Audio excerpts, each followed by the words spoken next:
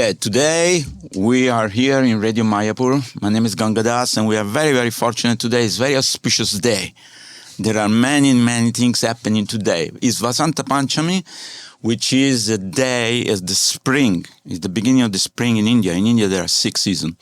So the deity looks very beautiful, all yellow. Plus, it's also Valentine Day. So if you love somebody, please don't forget to send them flowers. And also is a very beautiful day in Mayapur and very peaceful.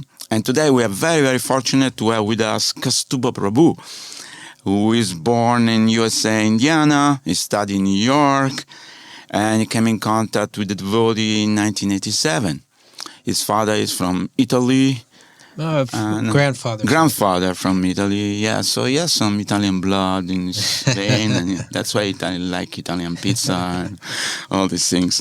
So we are very fortunate because he's doing also together with Raghunath a very important preaching program, which is Wisdom of the Sages, which has been viewed by millions of people, I should say. I don't know, millions. Okay, let's say thousands. But this is a new way of preaching, because the way we got into preaching was through Sankirtan, book distribution, prasad distribution, food for life, whatever. But now as the technology is advancing and everything is changing, so Srila Prabhupada said you should task your brain how to think, how to deliver the message of Lord Chaitanya. And I think these two guys, these two people, these two, my friend, they figure out something which I could never think about it, of preaching through the internet. And you would think, I will listen to this, but there are thousands of people interested in knowing about, the wisdom of the sages, which is written in the page of the Srimad Bhagavatam. And they are decoding that, and they are giving this message to everybody who don't know anything about devotion. They may be not even interested in devotion, but the thing is that this message is so appealing to everybody that people get hooked. So welcome, Kaustubha, to our podcast. It's an honor. It's a great pleasure to have you with us today. And so tell us a little bit about before you joined. I don't know if you were also in a rock group or in a punk. But so you interviewed Raghunath yes, recently.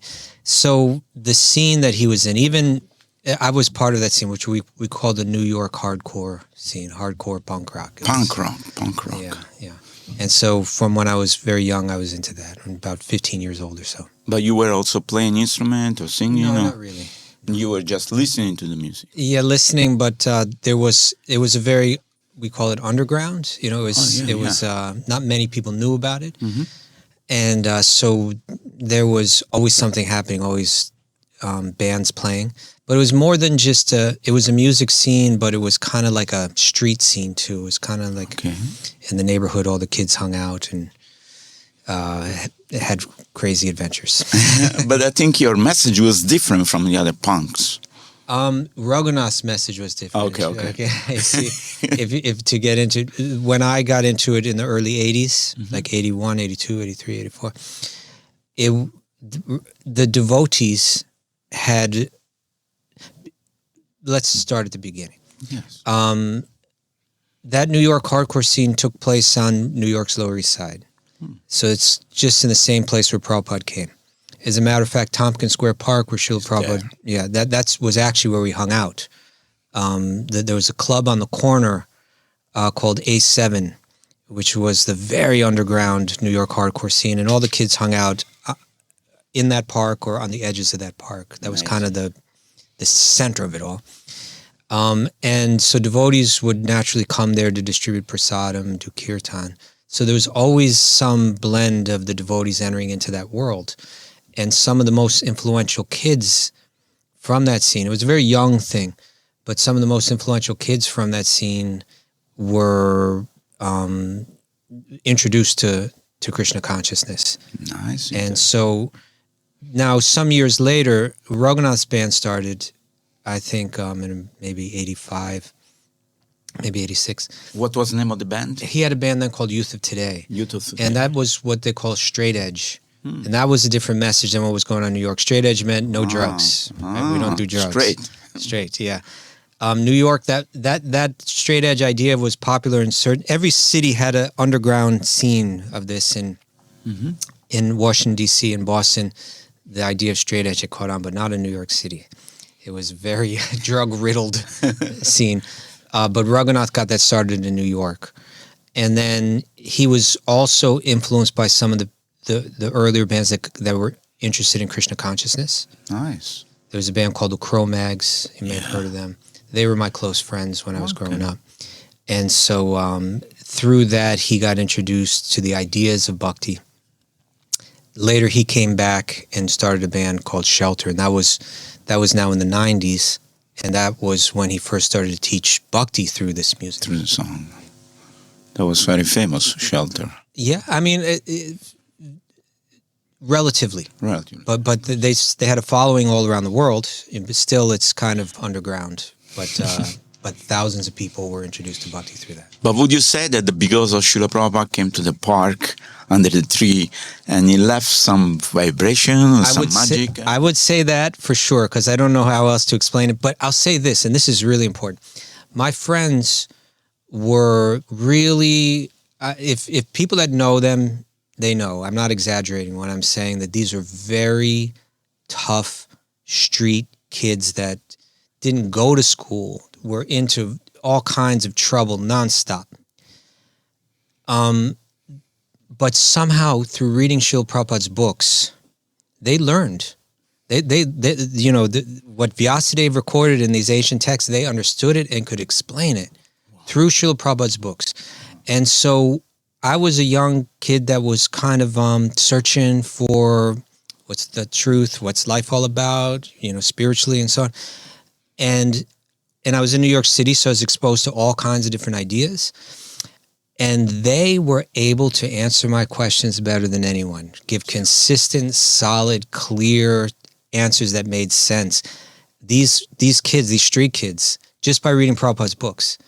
So to me, this is one of Prabhupada's great glories, that he could, that a Bengali gentleman, Gaudiya Vaishnava, could share this message in such a way that the whole world could understand. What to speak of these kids.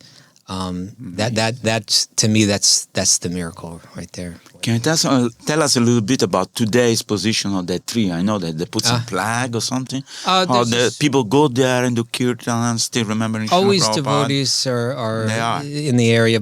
There's a plaque. It's not honestly not visible. It's visible, but it's not so impressive. Okay. I think someday we really ought to make a campaign to name the park after Srila Prabhupada and do the thing nice. Maybe we can do that someday. Nice. So then after that, whom did you meet that it makes your life shift paradigm? Yeah. Because, you got some information, you got some idea about this kids telling you the truth, and you figure out there is something somewhere. So my friends, I would have many conversations with them, and what they were saying was ringing true with me, and through them I got Srila Prabhupada's books, and I was reading Prabhupada's books for some time, and everything was ringing true. It was like, okay, everything's making sense. Yeah, but I wasn't quite ready to put on the neck beads like my friends had and say this is it.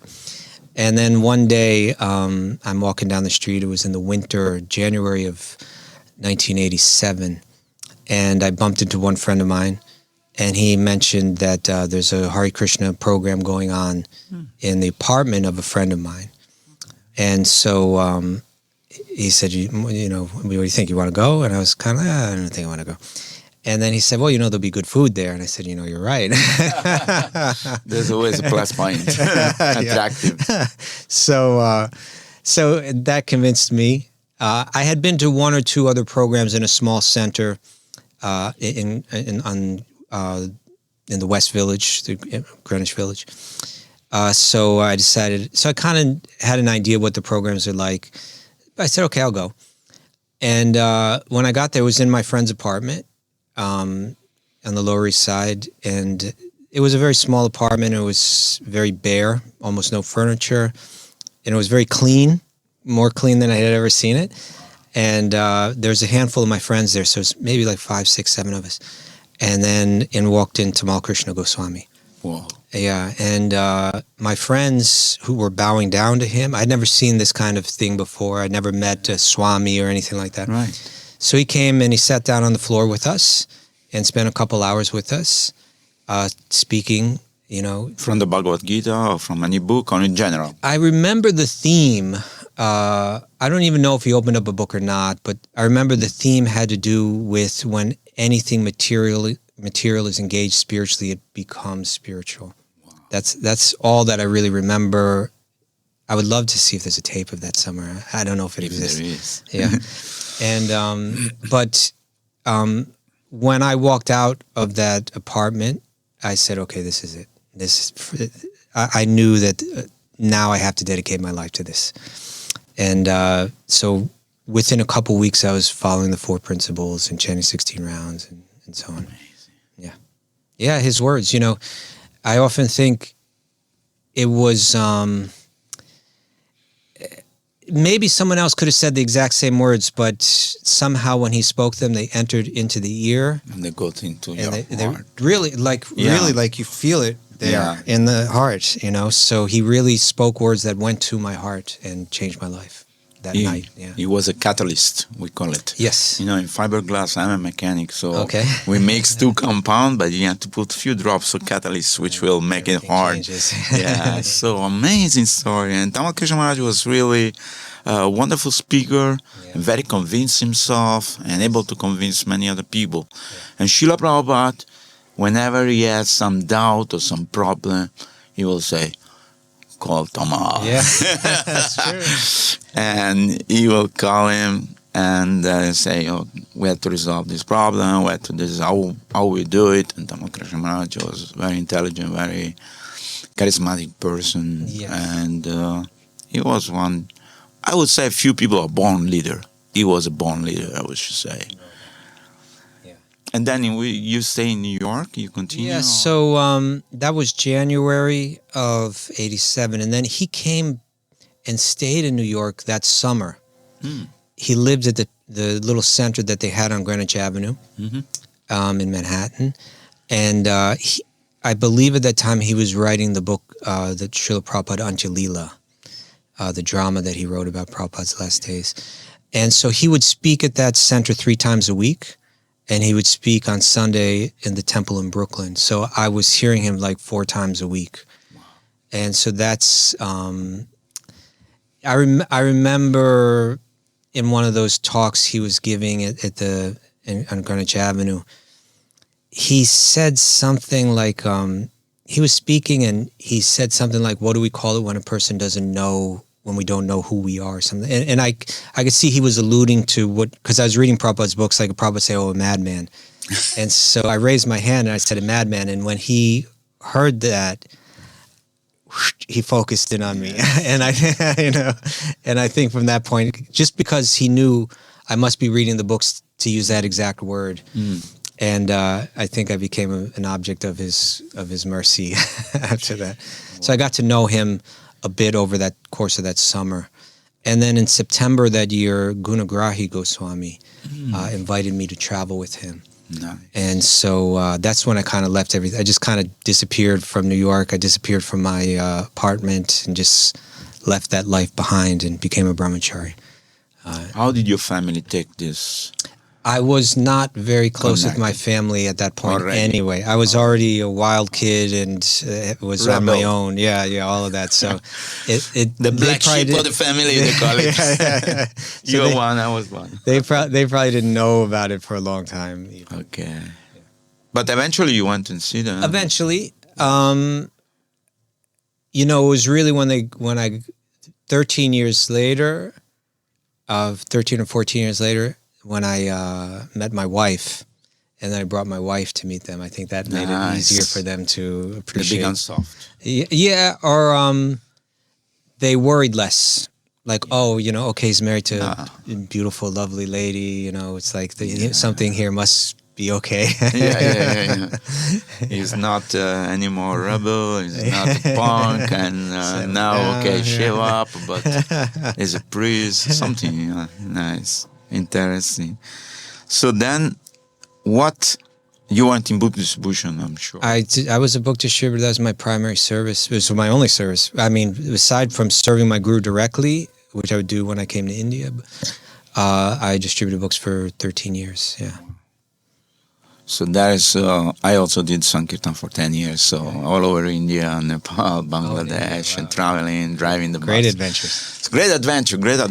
But amazing thing, I still remember from, in a few days, I was a new bhakta, I went and distributed book, and I was able to speak about Krishna consciousness. And when I'm back to Maharaj, I said, Maharaj, where do I get this knowledge? I don't know anything, I read a few pages of Bhagavad Gita at that time. I said, no.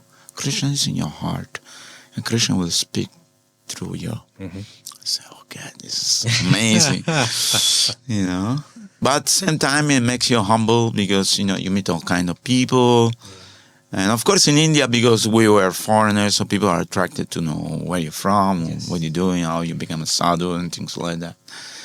But New York or America, I guess, is more tough than India because in India people are more culture, more appreciation is there for it. Yeah, especially somebody taking their culture and they are foreigners, so they have kind of appreciation. But in America, to go in this book and think, who are these people shaved up? I don't know if you were wearing robe or saffron. Sometimes, more often not. Okay. Yeah, but still, it was. Still was tough, Yeah, I would imagine.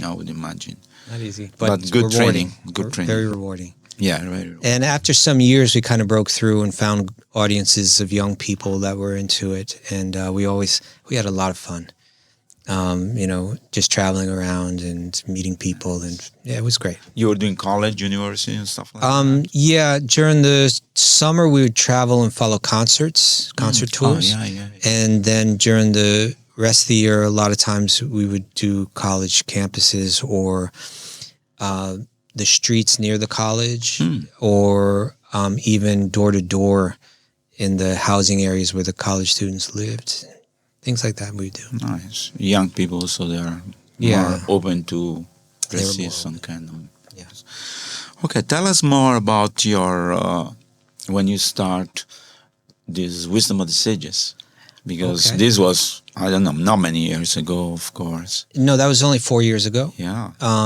And so, Raghunath, I had years of book distribution, and he had years of being in the band Shelter. So we were both presenting our bhakti teachings in challenging circumstances every day. So you get to learn how to deal with people and how to express it, and all the questions and that people bring up. And then we both started to get into yoga, him a little bit before me and myself afterward, and kind of going out into that world and teaching it in that world. So from the years, I don't know, maybe 2004, 2005, he and I were kind of like in touch a lot in terms of yoga. And we would also take groups to India and serve together that way. But what happened with Wisdom of the Sages was it wasn't like we really came up with a plan. What it was I started reading Bhagavatam every day with my wife, and we were just really getting into it. I was kind of like, how Vaisheshika Prabhu, you get into it, and he said something like, well, if you read 80 verses a day, you read it in 6 months, So my wife and I just started reading 80 verses of Bhagavatam every day together. And I was feeling so enlivened by it. She was feeling so enlivened that I just was telling everybody I knew, hey, it's like, this is it. You read Bhagavatam. We have them sitting there on the shelf and nothing happens. But as soon as you start to read them, it starts to change your life. And so at that time, Raghunath came to me and said, I have a handful of people, like 4 or 5 people that wanted to study with him every day. And he said they wanted to study on Zoom, which was before anyone was using Zoom. Yeah, it was before... It was the beginning. Yeah, this was 2019. And I said, he was asking me, what do you think I ought to do? What should I study? I said, why don't you read Bhagavatam every day? Just do it. I'm telling you. So he started doing that. And he had just a handful of people, and they would wake up at 5 a.m. in the morning and get on Zoom. And he would sometimes take a telephone and pointed at him and broadcasted live on Instagram. So a few more people started joining daily. It was not called Wisdom of the Sage at the time. It was called Super Soul Sacred Super Sangha. Soul. That's right. And so I used to call you sometime. well, what happened was, so that was about March 2019 that started. And over the coming months, it started to grow a little bit because he was broadcasting live on Instagram. So some more people come on Zoom. It was 10 people, 15, 20 people. By the summer that year, he used to invite me on occasion, and we would just kind of spontaneously go through it. No plan or anything like that. And people liked the chemistry. Of course. Yeah. He's very bubbly, and you are very soft and It's like a classic formula. Yeah. Where you have like you don't know, but in America there's many comedy duos like Abbott and Costello. You ever hear Abbott and Costello? Yes. Abbott and Costello. Or and there's a lot of different ones where you have the straight guy and the kind of the wild guy. Yeah. Yeah. So it was like that naturally.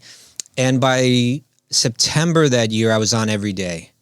And it was increasing more and more. It was getting up to like 85 people were tuning in every day. 5 a.m. So we were like, at that point, we said we should turn this into a podcast and do it real. People are interested. People keep coming back. Right. So why not go ahead and brand it and put it out on the podcast platforms, which we hadn't done before. So that was January 2000, January 1st I'm sorry, not 2000, 2020, that we launched it as Wisdom of the Sages. Nice.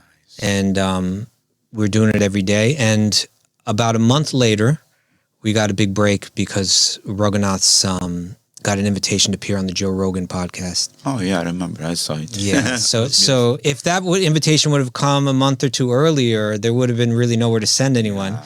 But just when we got our act together, then he got that invitation. And that interview that Raghunath did on Joe Rogan is, as far as I can see, is the biggest platform that anyone has ever presented Bhagavad Gita, or Absolutely. These teachings on. There's millions of people in one event heard him speak on that. And we got thousands and thousands of listeners right from the beginning. And these are people that hadn't necessarily known anything about bhakti or Krishna consciousness or even yoga. It's just people that were interested in applying some ancient wisdom in their life, going through challenges in life, and looking for some kind of profound answers. And we got that kind of audience. And it's beautiful. Yeah. It was very, very beautiful. It was very nice, interesting. Yeah, to this day, lots of those people that came just from that original Joe Rogan are still with us. We should ask Joe Rogan to do it again with you this time. That would be nice. There have been some He's other... He's a nice guy. He's a nice person. Yeah. He was actually a friend of Raghunath's from before. But he dealt with the topic very respectfully and even chanted at the end. I think at the very last thing he said was Hare Krishna. That's good. So what's the future of this podcast? I know you want to you're bringing people to India, you're doing retreat, which was very successful. People get a taste of the holy dharma and seeing many different things and different culture.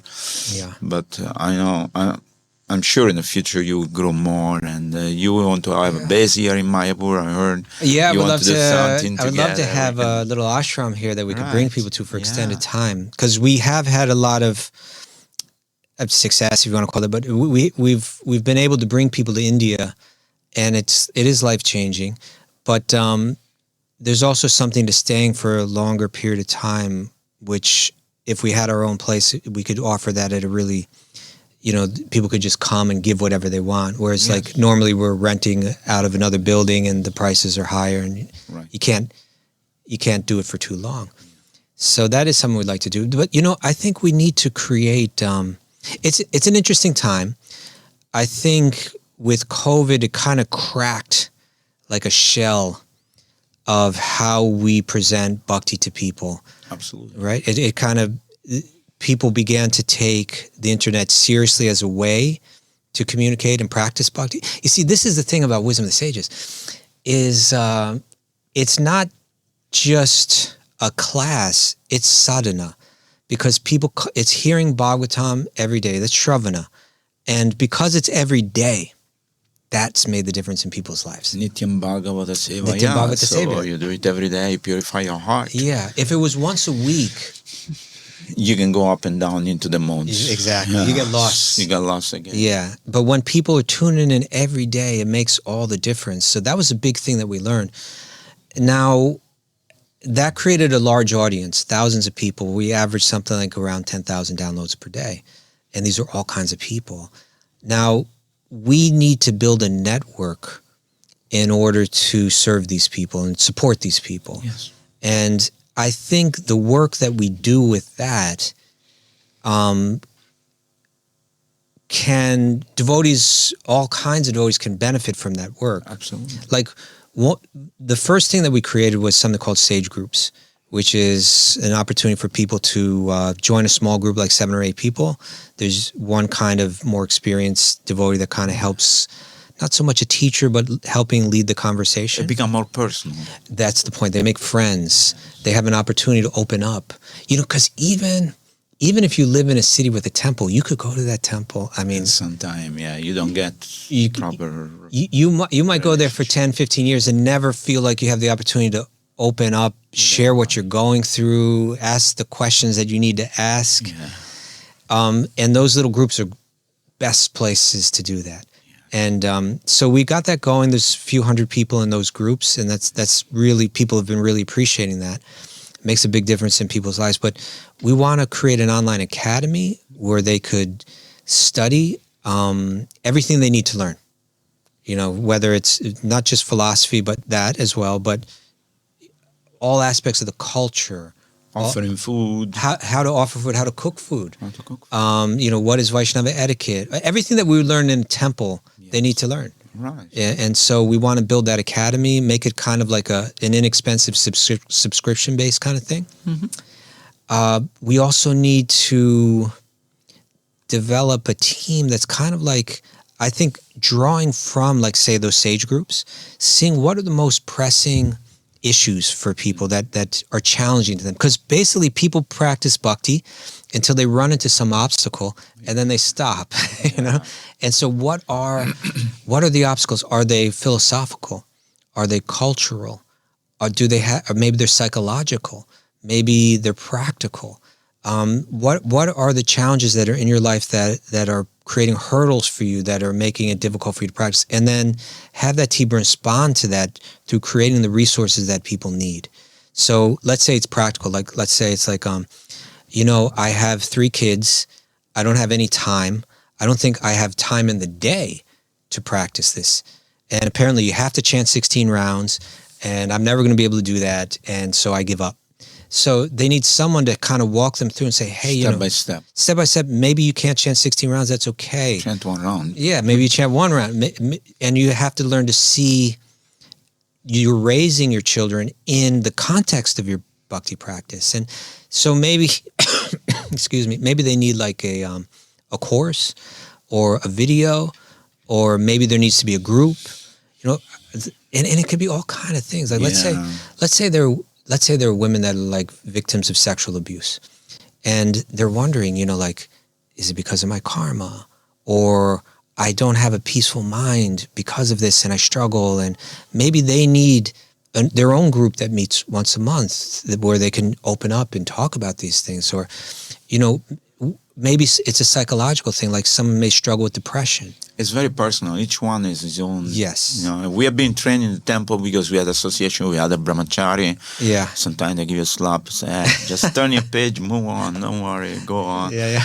You know, and sometimes somebody sit down with you and explain to you certain things, certain parameters, certain techniques, which can make you overcome these things. Yeah. So we want to provide like an entire network of support.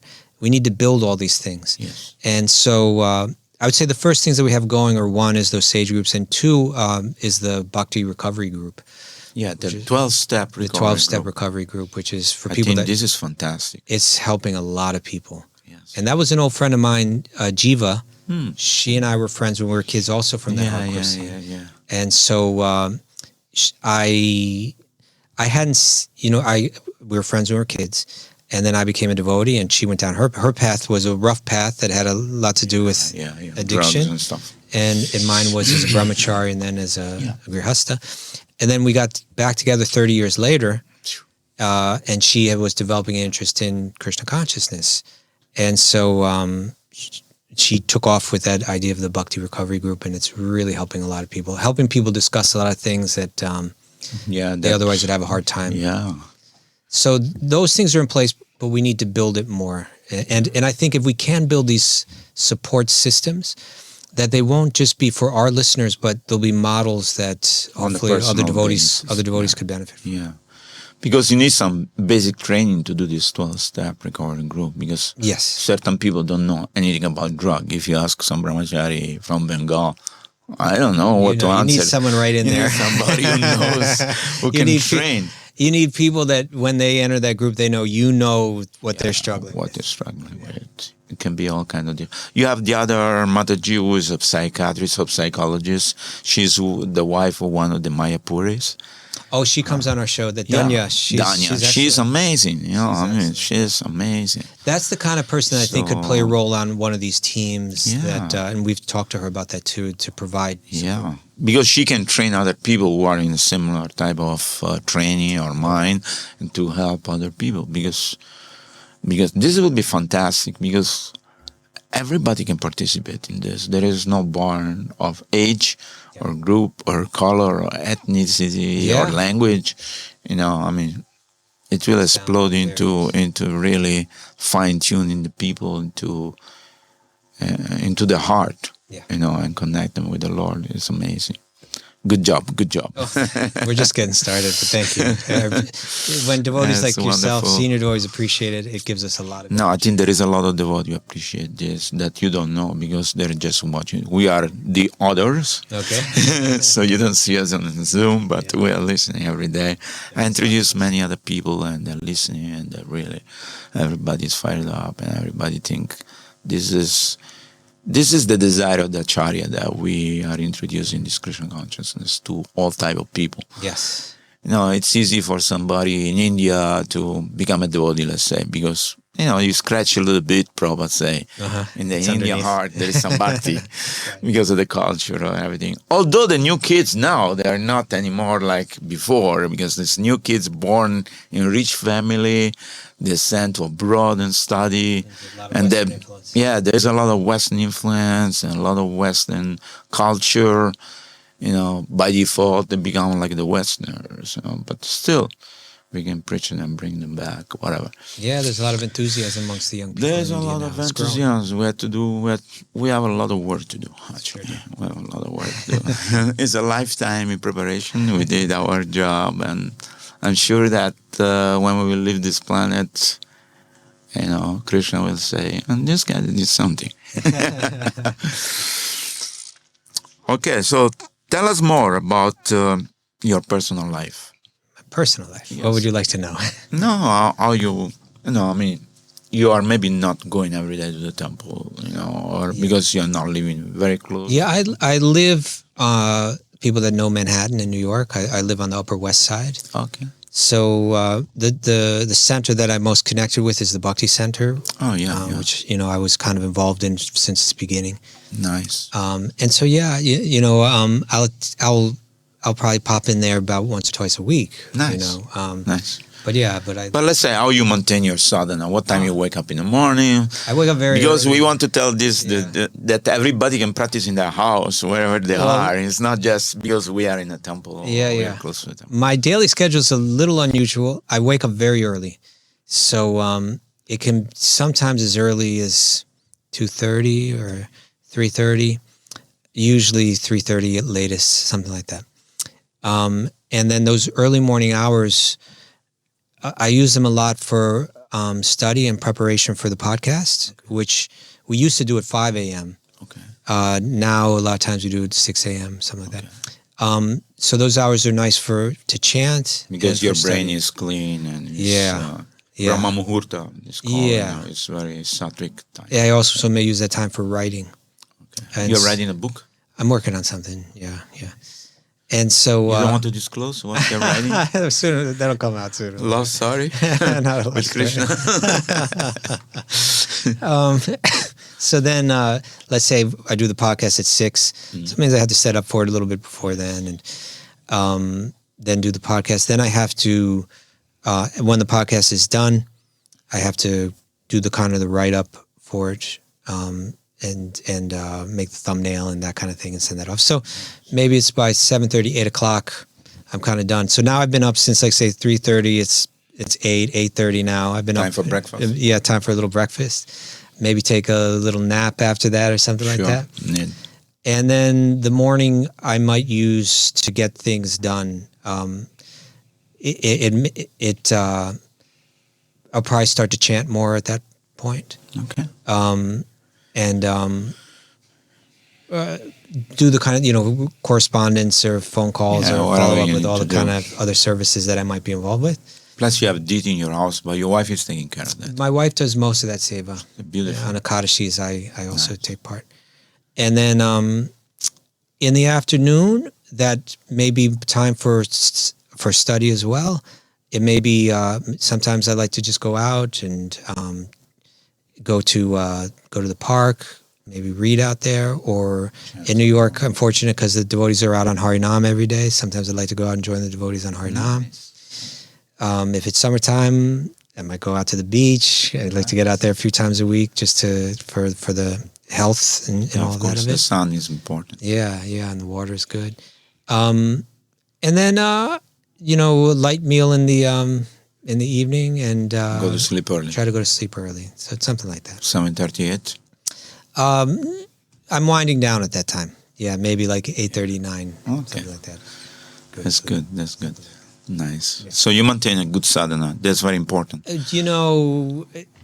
It's unusual because a lot of my chanting I do later in the day because I need that time for study, especially in the morning. So whether it's good sadhana, I'm working on it. Everybody's tailoring his own sadhana according to what their priority is. I feel, like I just turned 58 years old, and I feel like I need to begin to chant the holy name more purely.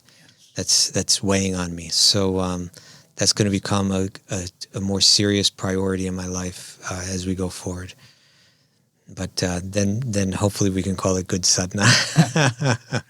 A similar program to yours. Only I wake up in the morning and start chanting my rounds. First thing first. That's nice. And I get some solid amount of round and I study a little bit.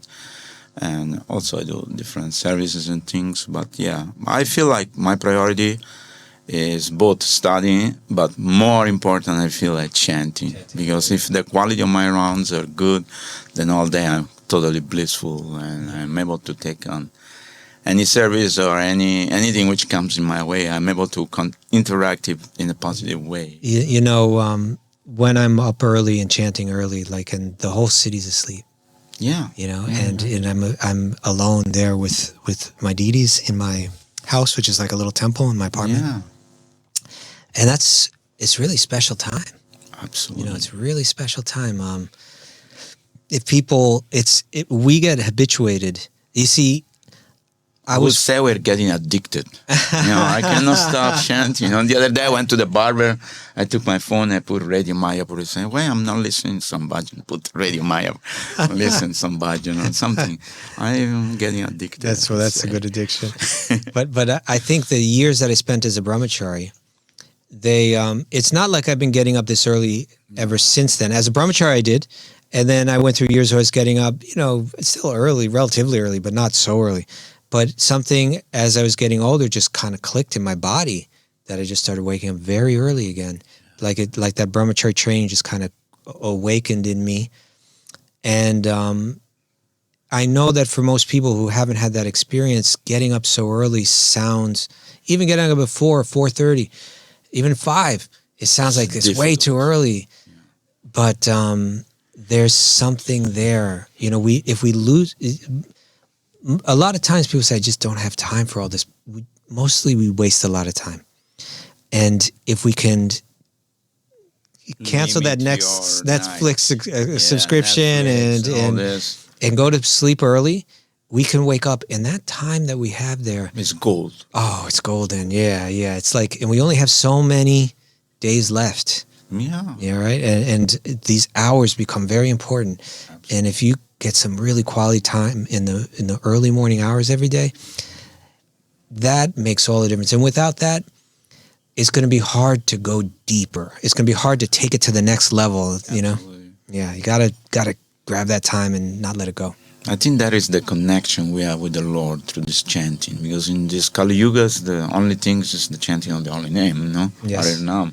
So, but this is very personal relationship with the Lord. So once we chant with, I don't say love, but with attention, Yeah. I think Krishna recognizes that we are there, and it makes so many things happen into our life which are special, which are, you could say, oh, this is just happening, but it's not, you know. Yes. That Krishna, you can feel his hand behind, it's guiding you and make you understand it. Yeah, you know, there's these 3 different levels of chanting. You know, there's that inattentive or, you know, offensive chanting, aparat. And then there's that namabas, that clearing stage where there's attentive chanting going on. It's not the Shuddhanam yet, No, yes. where the tears are coming and the voice is choking up. But I really, the days of my life are ticking away, I can say I cannot stay stuck on this inattentive chanting. I can't. There's just not. It's got to change. I got to at least get into that, you know, attentive chanting, and then eventually that chanting is very powerful. Right. And so I think as devotees we gotta push ourselves. We gotta find the ways to find that. We gotta inspire one another. Absolutely. That is Sadhu Sangha. Yeah, so otherwise it's too easy to stay stuck. Yeah. No, we should not get stuck, because, as you know, the water flow in the river, and where it gets stuck It's not so nice. it's not so nice. Yeah. So, any future plan you have now, apart from this, program you're doing, and there is anything which you would like to share with our audience about, apart from the preaching and the book you're writing and your sadhana, and anything you like to tell us? Future plans? Yeah. In some ways, I have to kind of just see what Krishna indicates and what the Vaishnavas indicate. Okay. Like I say, like, for instance, there was a time in my life where the Bhakti Center was I pictured myself just like that would be, I'm going to die just serving directly this center. And then, you know, things just kind of changed a little bit and my service shifted. And now it's like the primary service I do is the podcast. Yes. And who knows, like it may be a few years down the road, we're saying the podcast was just jumped into something else. Yeah, it was something that led to something else. So like I said, we didn't plan to do that podcast, and I don't know what Krishna holds in the future. All I know is that if the more detached I become from all my anarthas and everything that holds me back, and the more I'm open to Krishna's to the grace of Krishna and the grace of the devotees, then Krishna can lead our lives in all kinds of exciting ways that we can't even anticipate. Absolutely. Yeah. So, in other words, we become a puppet in the hand of Krishna. Krishna, let me dance the way you want. You make me dance. Like Srila Prabhupada wrote a poem and say, I went to New York. And say, I don't know why you brought me here, but I'm a puppet in your hand. If you want me to dance, let me dance. I think the average person here says, I don't want to be anyone's puppet, but we are the puppets of the material energy. Absolutely. And we're hanging on to that. If we just could learn to let go, it's all these petty little things in our lives that we hold on to that have no importance and no value, but we're thinking they're important. So I'm just trying to let go. And I would love to be that puppet in the hands. That's wonderful. That's wonderful. And I'm sure with the Vaishnava's blessing and association of the Holy Dham, things will become more and more manifested. And Raghunath is such a wonderful devotee. He's blessed. You're surrounded by so many other wonderful devotees. So, okay, I want to ask you an interesting question, because one time I wrote Wisdom of the Sage, and then one guy come and say, oh, this guy are fake and this that. I don't know. I said, what? Who is this? Is this? It could be a publicity stunt, I said, because when somebody comes and say this, these people will indoctrinate you. I don't know. You saw this? Oh, some video? Yeah, one video saw on one video. YouTube. Yeah, I saw One it. fat guy and say, I was a deprogrammer, be careful, this wisdom of the sages, there are a Krishna, something like that. I don't know. Yeah. I don't know what you want to say about this. Oh, Is it made up stuff or is it real? This guy is real. I just think he didn't understand who we are and what we do. It's like we're not trying to hide what we do. It seemed like his video, he was saying, these guys are trying to trick you or something. We're pretty wide open about what we're doing. Yeah. So yeah, we're just practicing Krishna consciousness and trying to make it, try to do it in a way that's, I suppose what happened with Wisdom of the Sages that may be different is that it was just done, the format was like entertaining, and so... it is entertaining. Yeah. So it just made it easy for people to listen to, but it's not like we were trying to, it's not that we were or are trying to hide anything.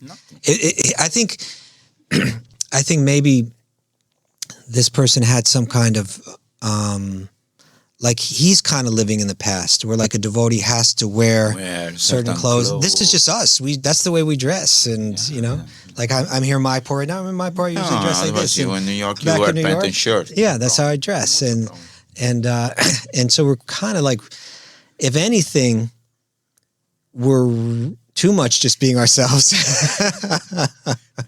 Yeah. So things like that don't. But that being said, honestly, I'm shocked that there's not more criticism. There's so little criticism of what we do. I'm always expecting like people are going to start, like really getting on us. These guys are this, these guys are that. We almost very little of that kind of negative stuff do we get. I'm surprised actually. So Krishna's been soft on us. Merciful. People. No, I was thinking because if there is something negative, Mussolini used to say, "Oh, if you have a lot of enemy, it means you're very good." Something like that. Well, there's certainly truth that that the only way to avoid criticism is to do nothing, because anyone. And here's one thing I feel strongly about is the broader community of devotees. Oh, yeah. That we spend way too much time presenting our ideas and criticizing other people and what they're doing. I don't see any criticism anytime. I don't know why. You don't? I'm sorry? I don't see that you are criticizing. No. In the podcast. No, in the podcast that's like we just don't go there. Right? My point is that as a community of devotees, I think we spend too much time talking about, we should be doing that, or we shouldn't be doing this, or these people are doing that, but they should be doing it my way. I see it this way. There's going to be people that see things differently. Always. Just go out and do it. Yeah, just appreciate, even if you don't agree with how they're presenting things, appreciate that they're trying. And if you're convinced that my way is the right way and my way is the way that's blessed by the acharyas, then do it and show it. Don't talk about it. Yeah. Do it. And then let's see what, and maybe they're both good ideas, or maybe one isn't such a great idea, and that'll be shown because this other one will manifest, will flourish. So just let people do what they want to do, and all the time that's wasted, talking about. No, I don't see many people, as long as the devotees, I don't see many people criticize your group and our Wisdom of the Sages. But you say in general, I'm surprised that we don't get criticized more. Yeah, and but I'm just saying in general. Yeah. That of course, everybody has their theories about. Of course. On anything. On anything. You can go and buy tomatoes. Oh, why do you buy this tomato? You could buy the red one. How much did you pay? They cheat you, that. That's the nature of this world, that we just waste time. Yeah, that's the nature of this world, that we waste time doing that. And as Vaishnavas, we should. We don't need to. Nah. I was saying last time, you can be like a honeybee or you can be like a fly. So it's your choice. You can see the good things in everybody, or you can just be a fly and find fault. I found one nice quote from Prabhupada. I wish I could remember exactly how he said it, but he says, if I criticize you and you criticize me, then we end up very far from Krishna. Yes. Very far from Krishna. No time for that. So tell me one of your most favorite sloka from the Bhagavad Gita. Oh, Bhagavad Gita? or Bhagavatam, whatever, Chaitanya Charitamrita, any scriptures, You know, anything which is you feel in your heart. I know that Prabhu, you were saying, what's his name? He carrying his pocket. It's tall, blue eyes. You were just saying his name. Vaisheshika Prabhu. Yeah, he's a demigod. Whenever I see him, I say, hey, you're a demigod. I'm a semi-dog. Because he looks so handsome and effulgent, and he carries always a message. I know that all of us, we have some attraction for some sloga, which we remember, which will, in any situation take us. He's like a walking Bhagavad Gita. Bhagavad Gita. Yeah, he knows my heart. Yeah, he's special. Sometimes lately I've been thinking a lot about the Schloka. I just need the first word though. Much chata sarvadurgani. What is it? Much chata sarvadurgani, mat prasada tarisyasi. That if you simply become conscious of me, right, then by my grace you will cross over all the obstacles. That means we have to learn to see Krishna everywhere and everything and everybody, because Krishna is there everywhere. Prabhu, this is a lot of the way that a lot of where my concentration goes now in my life, is to try to feel God in my heart at all the times and see God in the heart of every living being, or as you're saying, to see God everywhere. That's another shloka that, one who sees me everywhere and sees everything in me, to them I am never lost, and nor are they ever lost to me. These kind of verses, or when I'm in front of Lord Nrsingadev here, Ito Nrsimha Parato Nrsimha Yato Yamitato Bahir Nrsimha Tridaye Nrsimha. You're outside. You're outside, you're inside. That's something that I want to understand, that not just theoretically, but I want to understand that, I want to really feel that and see that. And so a lot of my prayer is in this area. Practice makes man perfect. So as we train ourselves with our eyes and our intelligence and link everything, because there is nothing but Krishna. I was just reading, just before I came here, I was reading Prabhupada. I'm not sure if it was Prabhupada or it may have been from the 11th canto, so it may have been other commentators. Yeah. But it was a brilliant verse. I wish I could remember exactly what verse it was, but it was talking about seeing Krishna in everything. And the commentary was saying how, just like there's certain people that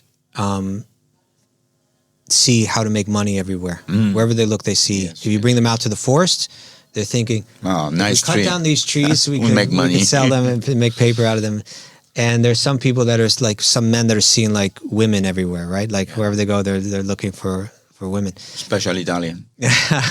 Okay, and he said, in the similar way, we need to be seeing Krishna everywhere. That everything that I'm seeing it as Krishna's energy. I'm not seeing anything disconnected. This is the vision I pray for. I really want that. Nice. And I think we have to beg for it, and we have to, as you're saying, like train our mind to see it everywhere. Yes. Reflect as we go through life, to see what we know is there. And the more that we remind ourselves, reflecting on what we've heard, the more that we begin to see it that way. Sometimes, I feel like it's easy to see Krishna everywhere when things are going nice.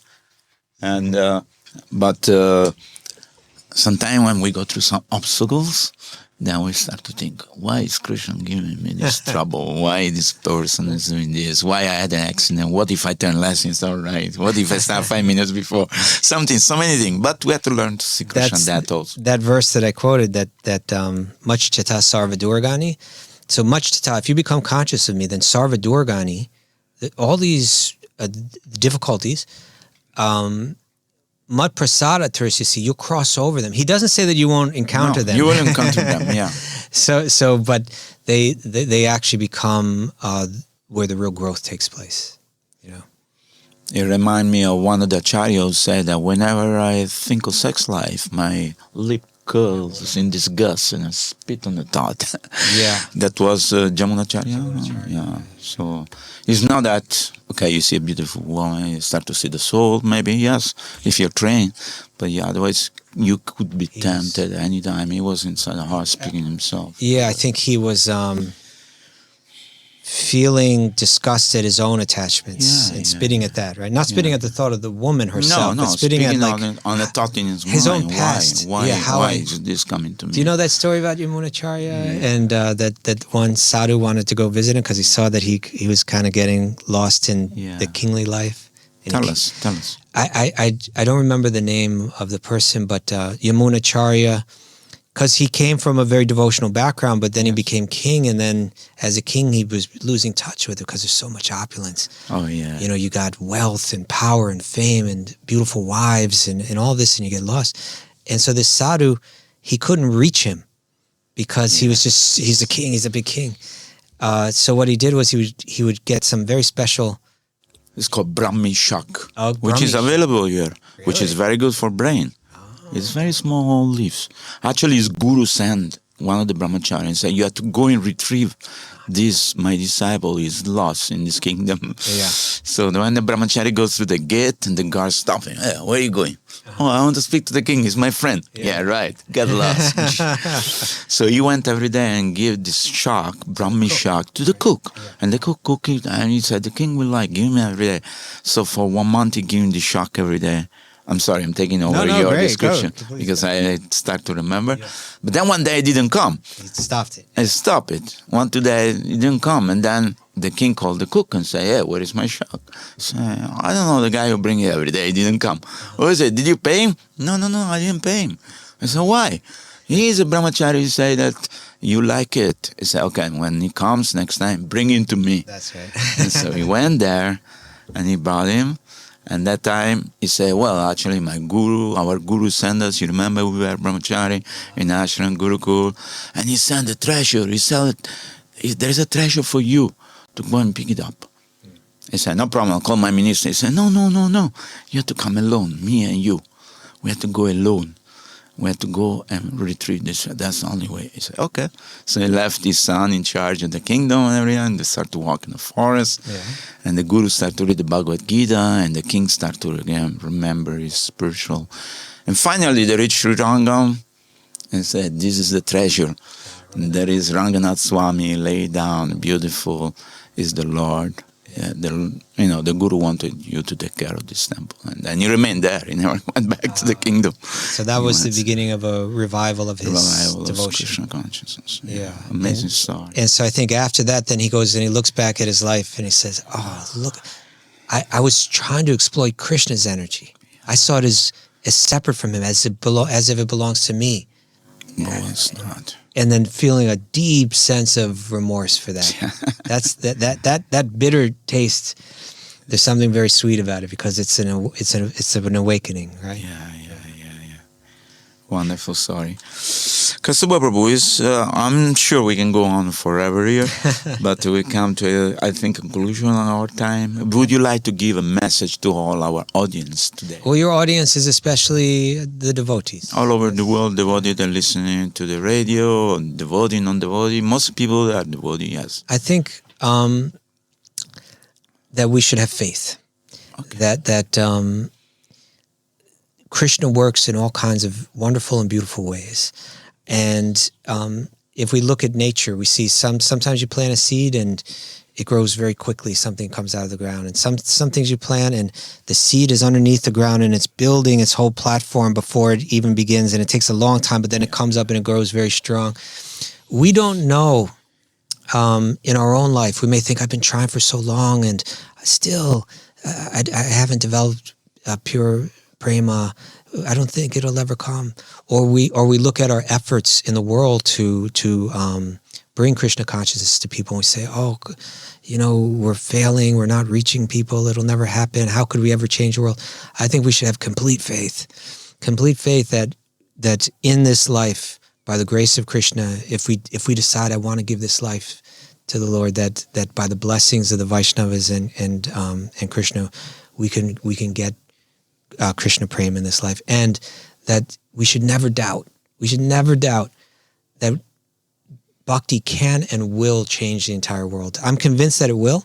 Absolutely. I don't know if it's going to look exactly like we all think it might look like, I think it may manifest in all kinds of ways we never dreamt. It may come from people that we didn't expect it to come from. It may spread in ways that we never thought that it would spread. But I have complete faith that the wisdom in the bhakti culture, the beauty in the bhakti culture, the beautiful theology and the beautiful conceptions in the bhakti culture are destined to catch fire in the hearts of people all over the world. And so have faith. That's my message. Thank you so much. It's been a great pleasure being with you today. It's a pleasure to be with you. It's enlightening and inspirational, I should say. So I hope next time you come to Mayapur, we'll have more podcasts and we'll have time to share with you. Thank you so much. Thank you so Let's chant the Maha Mantra for all the audience. Hare Krishna, Hare Krishna, Krishna Krishna, Hare Hare. Hare Rama, Rama Rama, Hare Hare. Srila Prabhupada ki jai. Thanks. Thank you, Prabhu.